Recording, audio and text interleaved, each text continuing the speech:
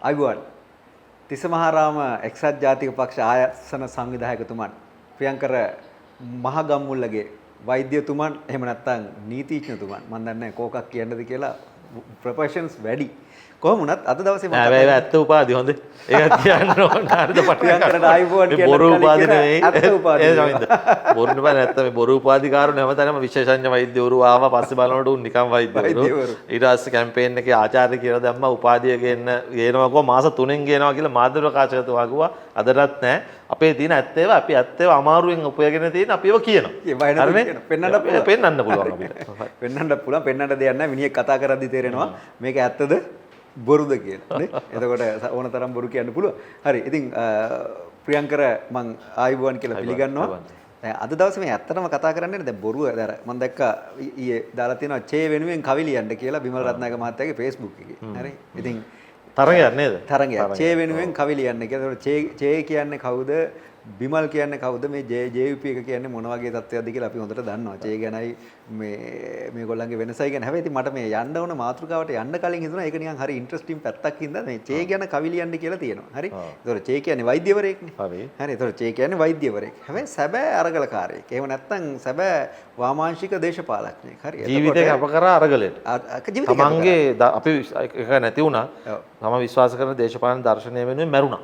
හරියට හරි. ඒකෝද චේ ලස්සන කතාවක් කියනවනේ. චේ කියනවා මම වෛද්‍යවරයෙක් වෙලා මගේ ළඟට එන කීප දෙනෙක් සුවපත් කරනවට වඩා මේ විප්ලවවාදියෙක් වෙලා රටේ ඉන්න මිනිස්සු සුවපත් කරන එක තමයි මගේ ඔබ්ජෙක්ටිව් එක. ඔය චේ. හරි. ඒතකොට චේ ගැන පචේලා කියන කතා වෙනයි. හේන්නේ ඉතින් දන ගහලා යටත් වෙච්ච කට්ටියනේ. යටත් වෙච්ච කට්ටිය වගේ. ඊට පැනලා ගියපු කට්ටියද ඉතුරුලා ඉතින් ඇත්ත වීරයෝ ටික මං හිතන්නේ මේ මැරුණා.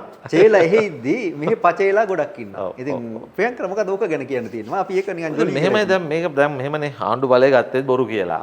හරිද? දැන් වැඩේ කරන් යන අතරෙත් බොරුවෙන්ම යනවා.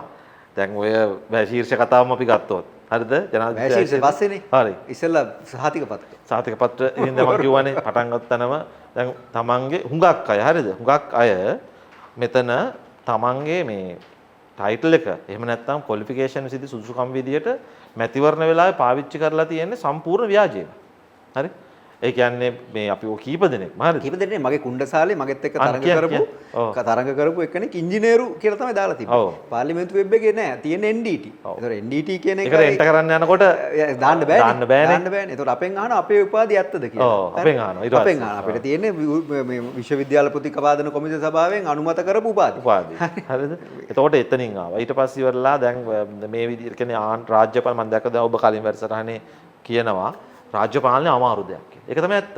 විශේෂයෙන් ප්‍රජාතන්ත්‍රවාදී රටක රාජ්‍ය පාලනය අතිශයින්ම අමාරුයි. පක්ෂය සහ කඳවුර ඇතුලේ තියෙන ප්‍රතිවිරෝධතා, සමාජ මාධ්‍ය විපක්ෂයේ ක්‍රියාකාරකම්, ජාත්‍යන්තර දේශපාලනයක්. දැන් රුසියාවේ ජනාධිපතිට වඩා ට්‍රම්ප්ට අමාරුයි. ඒක එහෙම තමයි. දැන් නමුත් මේගොල්ලෝ මොකද්ද කිව්වේ? බොහොම ලේසි වැඩක්. මේ හොරකම් වංචා දූෂණ නැති කරාම රට නිකම්ම සංවර්ධනය වෙනවා. නිසා මේ හරිම ලේසි වැඩක් මේ කරගන්න බැරි කමක් නිසා තමයි මේ රට මෙහෙම වෙලා තියෙන්නේ. දැන් Tamanට බලය අරගෙන වැඩ කරන්න පටන් ගත්තට පස්සේ තේරෙනවා මේක කොච්චර සංකීර්ණද කියලා. ඉතින් අර ඒ බොරුව ඉවර වුණු එක ලොකු දෙයක්. මොකද මේ ආණ්ඩුවක් කරනවා කියන්නේ රටක් කරනවා කියන්නේ රාජ්‍ය පාලනය කරනවා කියන්නේ මම හිතන්නේ ලෞකිකව අපි ලෝකෝත්තර වශයෙන් බෞද්ධ විදියට ගත්තොත් නිවන් දකින්න එකම අමාරුම වැඩේ. එක පුද්ගල විමුක්තිය සඳහා තනිව කරන සටන. ඒක අමාරුයි. අපි පිළිගන්නවා ඒක. හැබැයි ලෞකිකව කරන්න තියෙන අමාරුම වැඩේ උපාධියක් හදාරන එකවත් පශ්චාත් උපාධියක් හදාරන එකවත් ව්‍යාපාරයක් දියුණු කරන එකවත් නෙවෙයි දේශපාලනය. දේශපාලනය කියන්නේ ඉතාමත්ම අමාරු වැඩක්. ඒක මේගොල්ලෝ වරණගුවා හරිම ලේසි වැඩක් කියලා. ඉතින් ඒක හරිම විහිළුවක් විදිහට නිකන් මේක අරගෙන දැන් තමන්ම විහිළුවක් බාට පතත් දැන් බලන්න මේ ඇමතිවරුන්ගේ නිල Facebook වල ගිහිල්ලා හැමින්ද වැඩිපුර තියෙන රියැක්ෂන්. සම්පූර්ණ රටට විහිළුවක් වුණානේ අවුරුද්දක් ඇතුළත. දැන් කොච්චර බලාපොරොත්තුවකින්ද ඔය ඡන්දේ දීපු මිනිස්සු ඔක්කොම නරක මිනිස්සු නෙවෙයිනේ මේ රටේ. රට වෙනුවෙන් යම්කිසි අභිලාෂයක් නේද? රට වෙනසක් කරන හොඳ අභිලාෂයන්ගෙන් ඡන්ද දීපුවේ බහුතරයක් ඇති ඔය 160 ගණන් ඇති. ඒගොල්ලන්ගෙන් අපි අහනවා මේ කැමරාව ඉස්සරහා වෙලා තියෙන තමුන්නාන්සලට සන්තෝෂයිද? තමුන්නාන්සලගේ ජීවන තත්ත්වය ඉහළට ගියාද? අඩු ගන්න තමුන්නාන්සල ලැජ්ජ නැතුව ටීවී එකක් බලන්න පුළුවන්ද දැන්? ලැජ්ජ නැතුව සමාජ මාධ්‍යවලට යන්න පුළුවන්ද? මේගොල්ලෝ මේ කියන්නේ ප්‍රශ්න වැඩි සමිත. කියන්නේ අද එනවනේ විහිළුවක්. අද විහිළුවක් බවට පත් වෙනවනේ. ඒක කතා කරලා ඉවර වෙන කලින් හෙට අලුත් විහිළුවක් ඇවිල්ලා. ඒක ඕන ඕකයි තත්ත්වේ. අපිට ඕන විදිහට IMF එකෙන් ණය ගන්නවකෝ අපිට ඕන විදිහට දීපන් නැත්තම් එපා කිව්වා. අපේ මේ උමා ඔය හිලක්කේ කවුද? සමන්ත විද්‍යාරත්න මහත්තයා. එතුමාගේ පුතා ගැන ඔන්න කතාවක් චාමර සම්පත් කියනවා. ඊට පස්සේ ඇවිල්ලා මන්ත්‍රීතුමා පාර්ලිමේන්තුවේ. ඒගොල්ලෝ ඒ කාලේ කොහොමද පවුල් වලට මිනිස්සුන්ට අපහාස කරේ? දැන් ඒකත් වදිනවා රිදෙනවා. දැන් ඒක එනවා අනිත් පැත්තට නේ. නෑ මම නිකන් කියන්නේ දැන් එතුමාට එතුමාගේ පුතා සිගරට් හරි කුඩු හරි ගැහුවා කියනකොට පාසල් දරුවෙක් කියලා දුකයි. ඔව්. ඒක සාධාරණයි. ඔව් අනිවාර්යයෙන්. ඒක මම තාත්තා කෙනෙක් විදිහට මටත් තියෙනවා ප්‍රියංකරටත් ඕක තියෙනවා. ඒකෝර ඒක සාධාරණයි. හරි. හැබැයි ඒගොල්ලන්ට මතක නැහැ ඒගොල්ලන්ගේ ඉතිහාසය තුල මං කියන්නේ වැරද්දක් ඔප්පු වුණාමනේ වැරදිකාරයා වෙන්නේ. ඒක තමයි ශිෂ්ට සමාජයක හැටි. වැරද්දක් ඔප්පු කරා. චෝදනා කළ මිනිස්සු එල්ලව මධ්‍යතන යුගයේ යුරෝපේ. හරියටම හරියට. මෙතන උසාවියකින් දැන් එයාගේ පුතා අයිස් හරි මේ මොනවාද වේප් එකක් හරි. ඕක ඉතින් මම සයිකොලොජිස්ට් කෙනෙක් විදිහට විශේෂයෙන් ළමයි එක්ක වැඩ කරන කෙනෙක් විදිහට ප්‍රියංකර මම දන්නවා. වගේ ඒවා තියෙනවා. හරි. හැබැයි ඒක මහා ලොකු විනාශයක් කියලා එකපාර කියන්න බෑ. ඒක වැරදි. හැබැයි යාට දැනෙන. හැබැයි ඒගොල්ලෝ මොනවද කිව්වේ? දැන් මම මේ අපේ කඳවුර වෙනයි. මම එක්සත් ජාතික පක්ෂ. හරි. හැබැයි නාමල් රාජපක්ෂ දරුවෙක් වෙලා ඉන්නකොටත් මහින්ද රාජපක්ෂට ඒගොල්ලෝ කතන්දර කිව්වා. කිව්වා අනිවාර්යයෙන්. රනිල්ට ළමයි නෑ කියලාත් කිව්වා. ඒගොල්ලෝ තමයි ඔය පෞද්ගලික දැනට දේශපාලනය කරන ලංකාවේ වමක් තිබුණානේ මේ 80 ගණන් වල මේගොල්ලෝ වම සම්පූර්ණම ඝාතනය කරලා ලංකාවේ වම තමන්ගේ තරඟකාරී වම සහෝදර වම ඝාතනය කරලා ආයුධ බලෙන් ග්‍රාමීය වම අධිනිශ්චය කරනවානේ. කියන්නේ ග්‍රාමීය තරුණයාගේ වාමාංශික අදහස් අධිනිශ්චය කරන අවුරුදු 40ක් විතර තිස්සේ දැන් ජනතා විමුක්ති පෙරමුණ. මේගොල්ලෝ තමයි ඔය පුද්ගලික තැනට දේශපාලනය කරන කලින් තිබුණු වම ශිෂ්ට සම්පන්න වමක් ලංකාවේ. දොස්තර මේ වික්‍රමසිංහලා කොල්නාර්ද සිල්වලා මේගොල්ලෝගේ වමන්නේ තිබුණේ.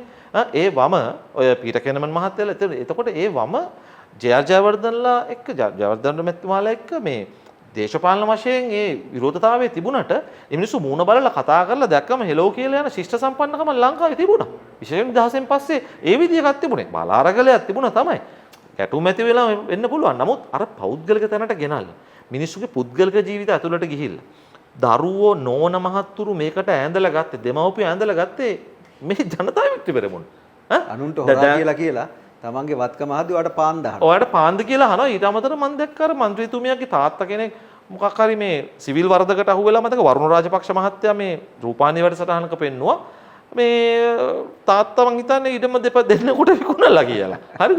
ඉතින් මෙහෙමයි. තමන් විතරක් හොඳයි. මේ ලෝකේ තමන් විතරයි සුදු. අනිත් ඔක්කොම කළු කියලා සදාචාර දේශපාලන මේ 40 ගණන් වල ඇමරිකාවට ආපු ට්‍රෙන්ඩ් එකක්. මේගොල්ලෝ ගෙන අපි ගන්න නෙමෙයි. මේක මේගොල්ලෝ ගෙනල්ලා මේ අපි ඩබල් කැප් වල යන්නේ. අපි මේ පේමන්ට් එකේ සෝයා මීටුයි බතුයි බල්ලෝ වගේ කාලා තමයි යන්නේ කියලා. අර මිනිස්සුන්ට අපි නීතිය තියෙනවනේ. චමින්ද අවනිදේශනය කියලා. අවනිදේශනය කියන්නේ මෙන්න මෙහෙම දෙයක්. දැන් මම ඔයාට කාර් එකක් විකුණන්නේ. මම කියනවා මේ කාර් එක මෙන්න මේ විදිහේ performance තියෙන එකක්. මේක මෙච්චර දුවනවා පෙට්‍රල් වලින්. මේක මේ වයර්ෂය කියලා මම බොරු ගුණාංග ටිකක් මේ වාහනය ගැන කියනවා. කිව්වොත් දැන් චමින්ද රැවටිලා ඔක ගත්තා කියන්නකෝ. අරගෙන ගෙදර ගිහලා බැලුවම තෙල් වැඩ කරන්නේත් නැහැ. එන්ජින් එකත් බෝර් කරන්න වෙලා මේ ගන්න දෙයක් නැහැ වාහනේ. ඒත් මට කතා කරලා කියනවා මේ ඔබතුමා කියපු ගුණාංග මේකේ නැහැනේ. ඒක රැවටිලාමනේ වංචාවක් එක. වංචාව මොකද්ද? අර වාහනේ නැති ටිකක් කියලා මම විකුණලා තියෙනවා. ඔන්න ඔය වගේ වැඩන්නේ මේගොල්ලෝ කරේ. අවනිදේශනය කියන්නේ මේගොල්ලෝ මිනිස්සුන් ඒ විදිහට. ඒ කියන්නේ ගිහිල්ලා ගමට කිව්වා වසන්ත මහත්තයලා ගිහිල්ලා අපිට කන්න නැහැ. මගේ ගෙදර ඉටිකොල කුස්සියේ. අපිට කක්කුස්සියක් නැහැ යන්න.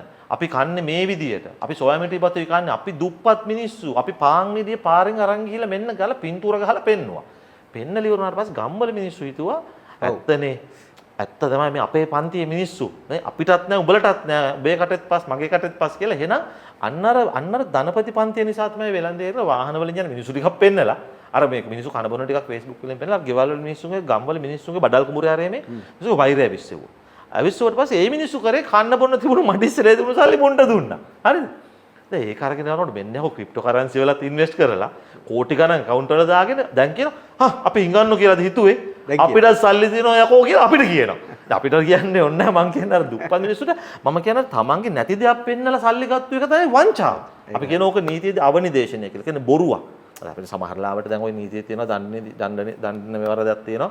දැන් කෙනෙකුට බෑ තවත් කෙනෙක් කාන්තාවක් එක්ක ගිහිල්ලා ලිංගිකව හැසිරෙන්නේ ඒ කාන්තාවට දන්නලා බොරුවට මේ ස්වාමි පුරුෂයා කියලා. ඒක ස්ත්‍රී දූෂණයක්. හොඳේ. කියන්නේ කාන්තාව හිතනවා දැන් මේ මහත්තයා කියලා. ඔක ෂර්ලොක් හෝම්ස්ගේ කතාවකක් තියෙනවා. ඔය කියලා තියෙනවා. කියන්නේ මහත්තයා විදිහට පෙනී ඉඳලා පෙම්වතා විදිහට පෙනී ඉඳලා පහුවෙන්ද ගෑනු කෙනා දැනගන්නවා මේ බොරුවක් කරේ කියලා. ඒක දණ්ඩන මේ වරද. අපරාධ වරද. ඒ වගේ වැඩන්නේ මේ කරේ. ගම්වල මිනිස්සුන්ට බොරුවට කියලා නැති බැරකම කියලා මේ කෝටිපති ටිකන්නේ. ගෙවලුත් හදලා ඉවරලා ඔක්කොම කරලා ඊට පස්සේ අපි හිඟන්නෝ කියලා දිතු අපිට සල්ලි තියෙනවා. අපිටත් තියෙනවා. අර අර මම දැක්ක ලාල්කාන්ත මහත්තයත් කලින් කිව්වා මේ යාට නැති බැරිකමක් මේ අර සන්නස්ගල මහත්තයාගේ පොත අම්මා කියන පොත එළියට දාපු දවසේ අඬ මට මතකයි කිව්වා මේ නෝනාගේ ගුරුපත් වීමෙන් කරගෙන යන්නේ අපිට ටියුෂන් වලට 30000ක් විතර යනවා කියනවා බෑ කියලා. මෙන්න කියනවා අපිට පරම්පරාවෙන් ඉඩම් තියෙනවලු. ඉතින් ඔක කලින් ගමේ මිනිස්සුන්ට කියන්න තිබුණා.